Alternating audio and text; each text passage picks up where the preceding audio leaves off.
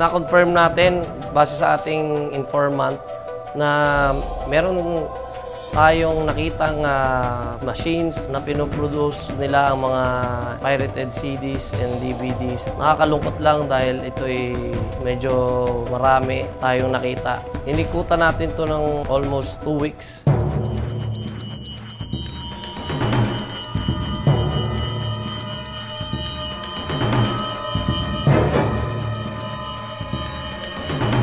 Nagkaroon tayo ng information regarding sa mga batang bumibili ng mga porn videos at medyo nakaka-alarma po siya.